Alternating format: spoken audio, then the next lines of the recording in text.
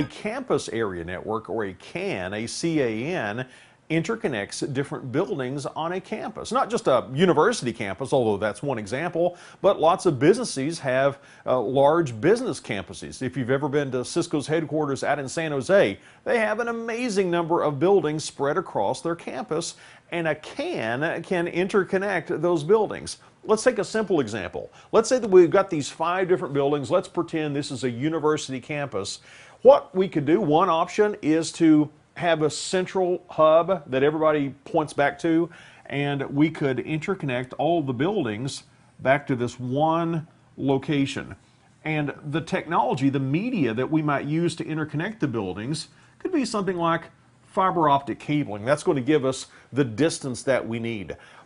There are different types of fiber optic cabling, and often on a CAN, on a campus area network, you might use the less expensive type of fiber optics, the multi-mode fiber optics, which has a distance limitation. It can vary depending on your technology, but about 2 kilometers as just a general rule to think about.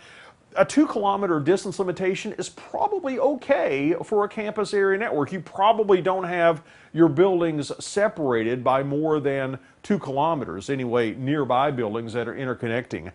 We could add on to this. We could have some redundancy. We could connect buildings directly to one another, forming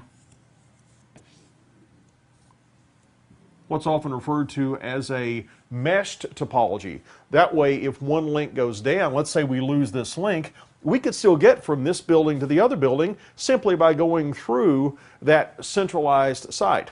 So to sum up some of the characteristics of a campus area network, a campus area network can be high speed. We can have gigabit, 10 gigabit links between these buildings.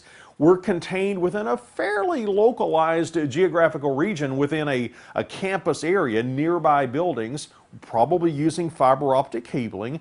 It's probably going to be the multi-mode variety of fiber optic cabling for cost savings. That's as opposed to what we might have in a metropolitan area network. That might be the single mode type of fiber optics, a bit more expensive, gives us a longer distance limitation.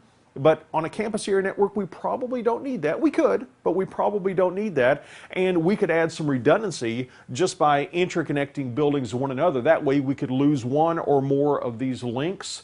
Sometimes it's called backhoe fade. If a backhoe digs up a piece of conduit and cuts the fiber, you still have full connectivity within the buildings, even if we were to lose one or maybe even multiple links in this topology.